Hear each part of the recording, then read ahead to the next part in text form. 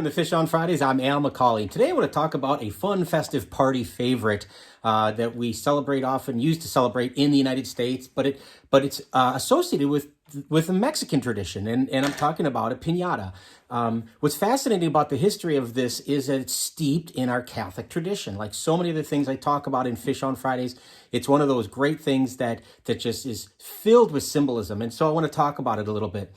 Actually, we're not sure where piñatas originated from. Some people think it go all the way back to China, and Marco Polo, long before he was swimming in pools in backyards. No, I'm kidding. When Marco Polo went east, he brought the tradition back with him to Italy. That was what a lot of people thought. So the Italian word piñata, and now I'm not an Italian, I don't speak Italian, but that's as close as I'm going to get with saying that correctly. I hope I didn't mispronounce it. But piñata means fragile pot. It reminds me of 2 Corinthians, they're reading that St. Paul says that we are earthen vessels and we're given this great gift of God's grace in these fragile pots. But piñata literally means fragile pot. And so it was steeped in theology, and it was brought to the New World. And so it was picked up very, very enthusiastically by the natives, especially in places like Mexico. And it was used originally during Lent, but they were also used as a celebration of as the years go by, things like Cinco de Mayo and Mexican Independence Day, which is September 16th. But those kinds of celebrations tied to religious feasts and Lent and whatnot have pretty much gone by the wayside. And you see piñatas used mainly in things like birthday parties. But let's go back a little bit. When it was first introduced as a religious item, it was a way to teach and catechize children. So the initial piñata always had to have 7 cones sticking out of it. It was a sphere with 7 cones. And the 7 cones represented the 7 deadly sins.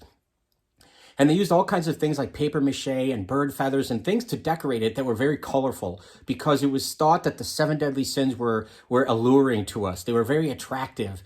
And so it was something that, like sin does, it lures us, it beguiles us a little bit. And so it was made to look very colorful. And because sin is, those things are also often elusive. Sin promises a lot of good things, but it really doesn't deliver. Piñatas were held on a rope, and they were dangled and swung around so that they were not easily, accessible. They were not easily attained. And then because we don't often recognize the sins, because they are so beguiling, the person who is going to be striking the piñata was made to wear a blindfold to represent, again, the idea that we are blind oftentimes to the sin that we are immersed in, that we commit. But they have a bat. That bat is the bat of virtue, and that's the thing that the young child is going to take at the piñata. And the bat represents really the 3 virtues of faith, hope, and love. And when you think about it, a young person is blindfolded and they're going to swing a bat at the piñata, and they have to have faith that the people who are calling out the directions, swing to the left, swing to the right, swing higher, swing lower, whatever it is, they are having faith that others are directing them in the right way. They have hope in that what they do to get rid of the sin in their lives is going to bear fruit. And so what are they doing? They're almost always looking heavenward. They're looking up to strike the piñata as a representation of us looking to heaven in our prayer.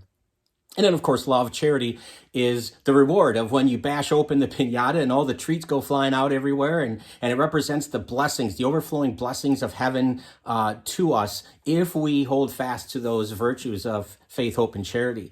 Now, again, piñatas are used pretty much in secular ways now for birthdays and any kind of celebration, really.